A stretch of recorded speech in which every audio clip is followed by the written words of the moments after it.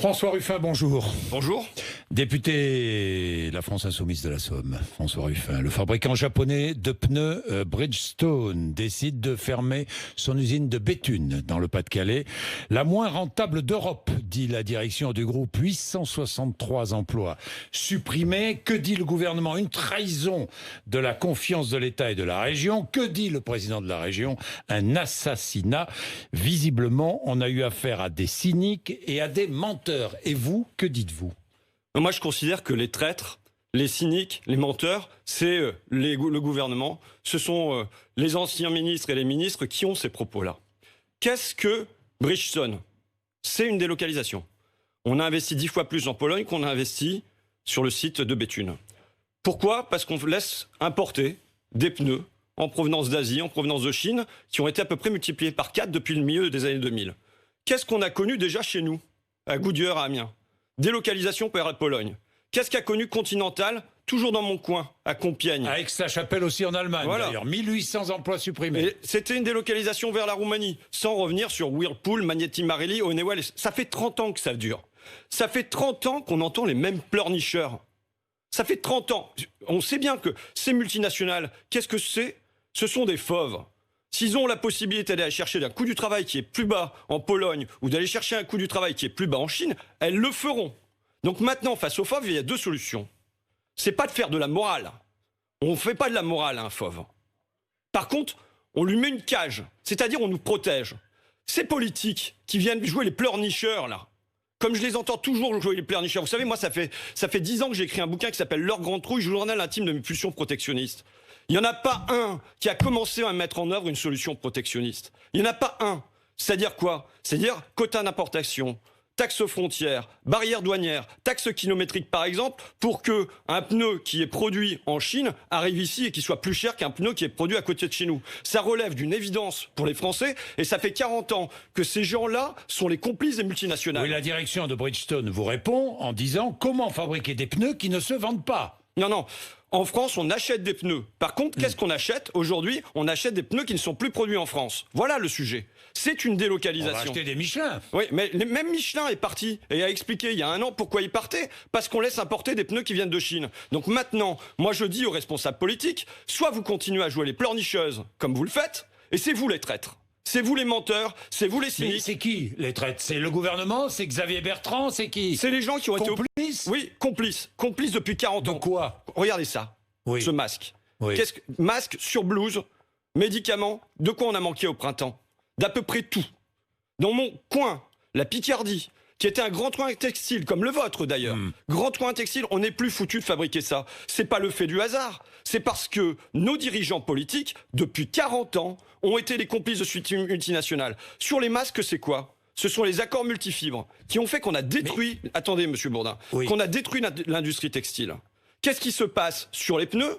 C'est qu'on a ouvert, avec l'Organisation mondiale du commerce, on a ouvert l'industrie à tout vent. Qu'est-ce qui se passe maintenant sur l'agriculture, puisqu'on continue le même logique? Mercosur, CETA, accord avec le Mexique. On produit une délocalisation de notre économie. Et ça c'est tragique pour les salariés, évidemment. C'est tragique pour nos impôts, puisqu'on laisse partir, par exemple en Pologne, c'est vers une zone franche que ça part. Mais c'est tragique aussi pour l'environnement. Pourquoi? Parce que c'est des transports tous azimuts dans la planète et qui polluent. Donc là, maintenant, c'est Nicolas Hulot qui disait, la cause de tous nos maux écologiques, ce sont les accords de libre-échange. Donc soit maintenant, Xavier Bertrand, Gabriel Attal et tout ça, ils cessent de dérouler le tapis rouge multinational et de s'en faire le complice. Et à ce moment-là, il y a une solution, c'est mettre en œuvre des solutions protectionnistes. C'est-à-dire qu'on ne laisse pas partir les lave-linges. Comment ça se fait? Regardez, je suis dans un coin où il y avait une usine de lave-linge. La petite Suisse, vous imaginez comme la petite Suisse, ils ont 2 usines de lave-linge. La grande France, elle n'a plus aucune usine de lave-linge. Pourquoi? Parce qu'on a des politiques qui sont complices de cette désertification industrielle. Oui, mais dites-moi, il y a une réalité aujourd'hui, François Ruffin. Production en baisse, effectifs qui s'amenuisent, bon, manque d'investissement, d'accord. Mais il y a le ralentissement du marché automobile. Non mais dans la durée, enfin, il y a une crise. On vit une crise. On vit une crise qui est immédiate. Vous savez, oui. Goodyear. Est-ce que c'est un Goodyear, prétexte? non, mais Est-ce que vous pensez que la crise du coronavirus est un prétexte pour Bridgestone ou d'autres? Bridgestone ne l'utilise même pas comme prétexte. On peut dire qu'ils ont cette honnêteté, excusez-moi, mais quand ils disent voilà, le problème de fond qu'on a aujourd'hui, c'est que on a d'importation de pneus chinois et que c'est moins cher de produire en Pologne, ils le disent assez clairement. Donc là, il y a plein de trucs sur lesquels je trouve que le masque sert de masque aussi au problème. Là, c'est clair, c'est une délocalisation dans la continuité de ce qui s'est produit chez moi dans 30 ans sur l'ameublement, sur les chips. En Picardie, on a vu partir les chips. Qu'est-ce qu'il nous reste ? Et ça, je suis désolé, mais quand j'entends le gouvernement parler de relocalisation, il se fout de notre gueule. Il se fout de notre gueule. Comment on va faire de la relocalisation dans un plan de relance en donnant plein d'argent, en diminuant les impôts des entreprises ? Ça fait 30 ans qu'on essaye ça. Ça fait 30 ans que ça marche pas. Vous croyez vraiment que les masques, les surblouses, ils vont revenir parce qu'on va baisser la contribution économique territoriale de 3% à 2%? C'est de la foutaise. Donc maintenant, on les met au pied du mur. Soit ils refusent déjà les accords qui sont en cours, Mercosur, accord avec le Mexique, CETA, et ils opèrent une sortie d'un certain nombre de choses. Moi, je mets en priorité les aliments, les vêtements, les médicaments. Ils sortent ça des traités de libre-échange. Mais voilà, et maintenant, aujourd'hui, c'est le libre-échange ou pas le libre-échange. Tous ceux qui acceptent le libre-échange sont complices de Bridgestone. François Ruffin, vous vous associez à la grève d'aujourd'hui? Bien sûr. La grève de la CGT, bien de sûr, plusieurs autres syndicats, je suis solidaire. Je serai bien sûr à la manifestation. Vous serez à la manifestation. Mais pourquoi cette grève? Parce que ce n'est pas ce que j'entends parmi les organisateurs. Le discours que vous tenez, c'est pas tout à fait le même. Moi, je vais vous dire pourquoi j'y serai. Oui. On a un plan de relance supposé de 100 milliards. C'est un habillage publicitaire, c'est sur plusieurs années et tout ça. Allons-y. Les 280 plus grosses entreprises du pays vont ramasser 25% du plan de relance. D'accord ? Et à l'inverse, vous savez que je me bagarre par exemple pour les auxiliaires de vie sociale. Il n'y aura pas 1 euro pour Annie, il n'y aura pas 1 euro pour Martine, il n'y aura pas 1 euro pour Asia, il n'y aura pas 1 euro pour les accompagnantes d'enfants en situation de handicap, il n'y aura pas 1 euro pour les femmes de ménage, il n'y aura pas 1 euro pour tous ces métiers dont on a dit au cœur de la crise, il faudra nous rappeler, c'est le président de la République qui disait ça, que notre pays tout entier tient aujourd'hui sur ces femmes et ces hommes que nos économies rémunèrent et reconnaissent si mal. Maintenant, qu'est-ce qu'on voit ? On voit que ça n'a pas changé. Ils sont toujours aussi mal rémunérés et ils sont toujours aussi mal reconnus. Mais on voit que le gouvernement a fait un effort considérable. Les Français, pas que le gouvernement, l'État. Donc nous avons fait un effort considérable pour le chômage partiel, pour proposer une activité partielle longue durée, pour faire face à cette crise, François Ruffin. Ça, vous ne pouvez pas. Non, vous ne pouvez pas le nier. Il y a eu un effort qui a été fait. Je ne conteste pas le chômage partiel. En revanche, je conteste le plan de relance. Oui, je conteste fermement le plan de relance. Et vous savez, moi, je viens de faire un tour de ma circonscription. Je passais 4-5 jours à faire mon petit reporter avec mon calepin à la main et tout ça. Les Bridgestone, Auchan et compagnie, malheureusement, c'est la partie émergée de l'iceberg. Vous avez le reste en dessous. Et le reste en dessous, c'est par exemple les intérimaires. Moi, je croise une femme qui était au bord. Ça fait 10 ans qu'elle galère. Elle dit, ça fait 10 ans que je vis comme une chômeuse. Elle avait un entretien d'embauche au mois de mars. Dans une grande boîte. Elle espérait le 13e mois, le 14e mois, le comité d'entreprise, enfin tout ça. Et là, non seulement on lui a arrêté son contrat, mais en plus, dans 1 mois et demi, possiblement, elle est au RSA. Et j'ai rencontré comme ça des tas de gens qui, parce qu'ils ont été écartés des poids en toute discrétion, sont passés de 1600 à 1000 euros. Vous voyez ? Donc, et qui ont des inquiétudes pour la suite. Là, je vais réclamer une chose. Je réclame une chose. Je réclame, moi, une année blanche pour les intérimaires et pour ce qu'on appelle les permittents, c'est-à-dire tous les gens. Une année blanche, c'est ce qui s'est passé, ce qu'on a fait sur les intermittents du spectacle. C'est-à-dire de considérer que les droits au chômage se prolongent. C'est-à-dire que là, ils sont passés de 1600 à 1000 euros avec leur chômage. Et bien au moins, on les prolonge pendant 1 an. On sait très bien que dans des tas de secteurs, l'aéronautique, l'aéroportuaire, l'industrie, tout ça, ils vont galérer, et c'est pas de leur faute, pour trouver du boulot. Au moins, on leur prolonge leur droit au chômage, comme on l'a fait pour les intermittents. Dans la restauration, dans l'hôtellerie, comment vous voulez que ces gens travaillent ? On doit les laisser glisser dans le RSA ?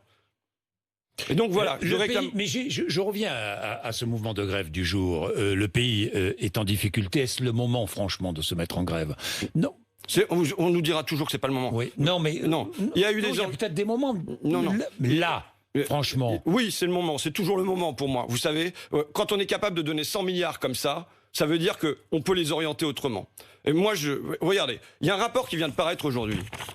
d'un rapport de France Stratégie, donc qui est rattaché au cabinet du Premier ministre, sur l'évaluation du crédit pour la compétitivité et l'emploi. Un rapport extrêmement intéressant. Il dit quoi? Il dit que sur 5 ans, pour le CICE, on a donné 100 milliards d'euros pour créer combien? 100 000 emplois, dit le rapport, rattaché au cabinet du Premier ministre, ce qui est faible rapporté au coût du CICE. Qui l'a fait ça? Les 100 000 emplois supplémentaires. Qui a créé le CICE? Un gouvernement de gauche. Oui, qui l'a créé? Je vais vous dire qui l'a créé. Qui l'a créé, c'est le premier qui cause tout ça, c'est Macron. C'est Macron comme conseiller de François Hollande. Macron-Hollande fait la même chose qu'a fait Macron-Philippe, c'est-à-dire suppression de l'impôt de solidarité sur la fortune, flat tax, dont on a vu que ça faisait grimper les inégalités, et aujourd'hui, dans le plan de relance, baisse de la CDAE, baisse de la CVAE, tous les sigles, et puis baisse de l'impôt sur les sociétés. Donc, ça continue. C'est la même politique qui continue de cadeaux aux grandes firmes. Et moi, je souhaite autre chose.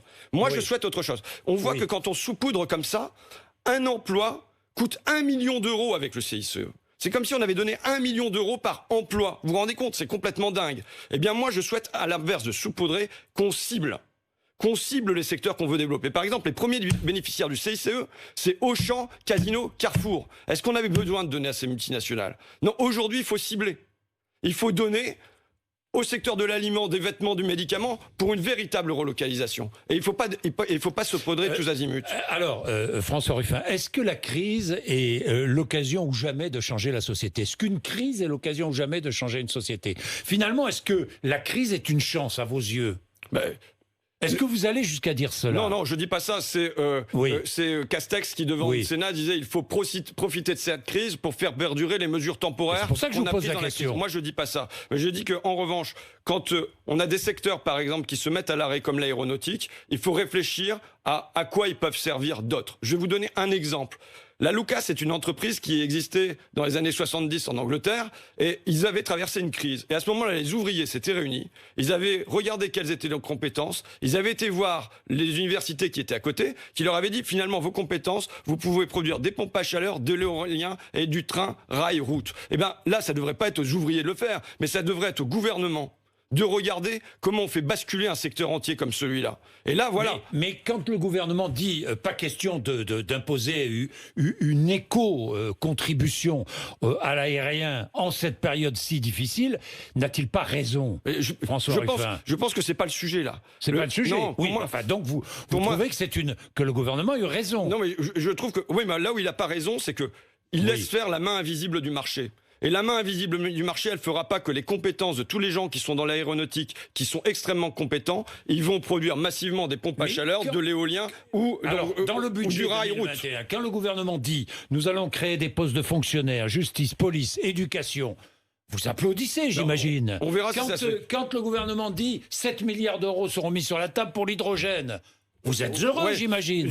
Sur l'hydrogène, c'est à peu près le seul truc où je trouve qu'il y a un ciblage, où il y a une direction. Donc c'est le seul truc sur 100 milliards d'euros. Vous voyez, mais je concède ça. En revanche, je reste sur le fait qu'on ne peut pas laisser faire la main invisible du marché. Par exemple, il y a des besoins qui ne seront pas remplis par la main invisible du marché. Si vous voulez changer l'agriculture, il faut se dire que demain, les emplois qu'on aura seront des emplois moins productifs, si on veut utiliser moins de chimie et moins de mécanique. À ce moment-là, ça ne sera pas rentable dans le cadre du marché. Donc, il faut aider massivement ce secteur-là. Je prends un autre exemple. Vous avez maintenant, quand un truc casse, une machine à laver ou n'importe, on la change. Pourquoi? Parce que le secteur de la petite réparation n'est pas rentable. Il faut créer un secteur de la petite réparation, mais il va pas naître tout seul de la main invisible du marché. Il va naître parce que il y aura une décision de dire voilà, on recrute des gens, on fait des ateliers de formation, on veut qu'il y en ait un qui soit implanté par quartier, un qui soit implanté par canton, et on met en place un plan.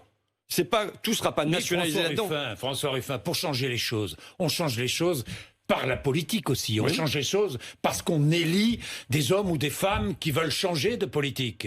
On est entré déjà dans la présidentielle de 2022, vous le savez bien. Et Marine Le Pen est déjà candidate, Jean-Luc Mélenchon sera candidat dans 3 semaines ou un mois et demi, je ne sais pas. Enfin bon, on voit déjà, chacun s'installe dans sa posture. C'est devenu, est-ce que c'est la plaie finalement, cette présidentialisation de la vie politique. Il n'y a pas de doute. Vous savez, à peine j'étais élu, il y a 3 ans, qu'on me demandait si j'allais être candidat à la présidentielle. Ben oui, paraît quand même un peu surréaliste. Candidat, je le sais. Mais vous me l'avez dit. Mais moi, vous serez candidat ou pas? C'est pas le sujet. Je vous assure. Non, mais attendez. Je vous assure. Dites-moi non. Et puis voilà, on en parle plus. Je vous assure que c'est vraiment pas le sujet. Moi, non. C'est pas le sujet. Non, c'est pas le sujet aujourd'hui. C'est pas le sujet. Non, c'est pas le sujet aujourd'hui. 2022, on verra en 2022, d'accord? On verra en 2022, d'accord. Mais vous pourriez porter une voix différente. Vous savez, j'essaye de la porter. J'essaye de la porter sans être candidat à la présidentielle, j'essaye de la porter sans être ministre, mais j'essaye de porter cette voix. Et la voix que je porte, la voix que je porte, Monsieur Bourdin, c'est pas une voix qui s'interroge sur Mélenchon, Jadot, mais ça tue les initiatives quand on s'installe déjà candidat en imposant ses choix aux autres. Ça tue. Vous faites dériver le débat sur moi. Bon, je sais pour qui je me bats aujourd'hui. Pour qui? Allez-y. Mais je me bats, je vous le dis, pour ces intérimaires. Ça veut dire quoi? Ça veut dire que j'ai des gens parfois au téléphone qui sont en dépression, qui vont très très mal. C'est ça la réalité. C'est que quand je parcours ma circonscription, je vois des gens qui ont vécu un plan social, un autre plan social, un autre plan social. Ça veut dire que ces grands leaders politiques se battent pour eux. Ça veut dire que... Vous savez ma bagarre. Il y a une semaine, j'étais sur le parking de Marcheurs avec des accompagnantes en situation de handicap, des auxiliaires de vie sociale, je rencontrais des assistantes maternelles et tout ça. Et je le disais, au XVIIe siècle, on écrivait l'histoire comment? C'était Louis XIV et sa cour. Et on allait regarder les cacas du roi et c'était ça l'histoire. Et ça oubliait les paysans et les artisans. J'ai pas envie de construire une actualité qui tourne autour des grandes figures de ce pays et qui oublie les femmes et les hommes sur qui notre pays repose tout entier et qu'on rémunère et qu'on reconnaît si mal. Voilà mon but. Eh bien, François Ruffin, on vous rejoindra là-dessus. On va parler de la 5G. Pour terminer, la 5G... c'est le tournant de l'innovation, la 5G. Comment peut-on être opposé à la 5G? D'abord, moi... Est-ce que vous n'avez pas envie de voir un match de football autrement? D'être au cœur de l'action. Je ne sais pas, moi. Vous savez très bien, Monsieur Bourdin, que pour être au cœur de l'action, c'est dans les tribunes. De Nîmes, de la Licorne ou du Stade Bollaert qu'on est au cœur de l'action. Quand on peut y aller, d'accord. Mais bon. Mais dans les villes, le trafic sera régulé. C'est bon pour l'environnement. Mais vous voulez que je vous donne 1000 exemples des avantages de la 5G, non? Il n'y a pas de doute. Il n'y a pas de doute sur le fait que vous puissiez les réciter. Moi, sur la 5G, ma question, c'est il est où le bonheur? C'est tout. Ça reste ça, ma question. Et si le peuple français, dans sa diversité, pense que le bonheur, c'est d'avoir des maisons intelligentes, des villes connectées, avec des millions et des millions d'objets qui s'informent les uns les autres sur quand il n'y a plus d'olives dans le frigo et compagnie, si le peuple français pense que c'est ça, le bonheur... Majoritairement, il est favorable à la 5G. Non, c'est faux. Il y a un sondage est sorti, les 2 tiers des Français, pour l'instant, sont réservés et sont en fait hostiles pour un moratoire sur la 5G. Maintenant, il y a eu une conférence citoyenne sur le climat. À 98%, ces citoyens ont dit que c'était une technologie sans réelle utilité. Et qu'ils réclamaient un moratoire, au moins le temps que l'ANSES rende ses conclusions. Moi, ce que je demande simplement, je ne suis même pas opposé à la 5G. Ce que je demande, c'est que la technologie ne s'arrête pas sans la démocratie. Aujourd'hui, on est dans un moment de rupture entre progrès technologique et progrès humain. Ça se voit sur les phytosanitaires. On pourrait déverser des phytosanitaires, on les a, pourquoi on ne les déverse pas? Ça se voit par exemple sur le clonage humain. On a refusé de faire du clonage humain. Ça se voit sur la culture OGM, c'est possible, mais on refuse de le faire. Donc simplement, à un moment, c'est dans les technologies dont on peut disposer, lesquelles sont bonnes, lesquelles sont mauvaises, quels usages sont bons, quels usages sont mauvais. Et moi, je veux alerter sur ce que peut devenir notre société rapidement. Est-ce qu'on veut vivre devant un écran toute notre vie? Est-ce que c'est ça? Vous savez, Bill Gates, Steve Jobs et tout ça, quand on les interroge aux États-Unis... Vous rejoignez la crise sanitaire, peut-on vivre sans contact humain? Mais oui, mais tout à fait. Et moi, dans une civilisation de la distanciation sociale. Exactement. Moi, ce qui m'inquiète, c'est comment on va sortir de la crise. Vous savez, vous regardez des films, vous voyez des gens qui se serrent la main, qui se font des bisous, vous dites, oh là là, c'est du temps où on avait encore le droit. Aller au bistrot. J'interrogeais un restaurateur amiénois qui me disait, quand je vois maintenant, la société, elle a pris 20 ans, on commande ses repas en ligne, on prend des apéros en ligne, bientôt on va faire l'amour en ligne. Je lui expliquais que c'était déjà plus ou moins le cas, mais bon. Donc voilà, est-ce que c'est vers ça qu'on veut aller? Vous savez, je le disais, Steve Jobs et tous les grands leaders de la Silicon Valley, ils demandent à ce que leurs enfants n'aient pas d'écran. pas d'écran dans la chambre à coucher, ils font des écoles sans enfants, ils recrutent pour leurs enfants des coachs et même des assistants de coach. C'est-à-dire que qu'est-ce que c'est l'avenir? C'est pour les gens modestes, il y aura des écrans partout, il y aura de l'hypertechnologie, et en revanche, l'humain, il sera pour ceux qui ont les moyens. Quand vous voyez que on vit dans un pays où il y a 11 millions de personnes qui ont un rapport compliqué à Internet, ou pas de rapport du tout. Et pourtant, le gouvernement envisage d'ici 2022 de mettre 100% de ses services en numérique. C'est par la technologie une exclusion massive. Bref, je pense qu'autour de la 5G, il y a un certain nombre de questions à poser. Il ne s'agit pas d'installer pour moi une peur supplémentaire, mais il y a un certain nombre de questions à poser sur la démocratie, sur l'environnement, sur quelle société on veut. Et c'est un vaste débat dont je souhaite qu'il ne soit pas tranché par le président de la Startup Nation. Parce que c'est quand même Monsieur Macron, il a été élu par les boîtes de télécom avant d'être élu par le peuple français. Donc on comprend bien qu'il souhaite aller rapidement dans cette direction. Merci François Ruffin d'être venu nous voir ce matin. Merci à vous, Monsieur Bourdin. Sur RMC, sur BFM TV, où chacun a le droit de s'exprimer, toutes les voix s'expriment. Il est 8h54.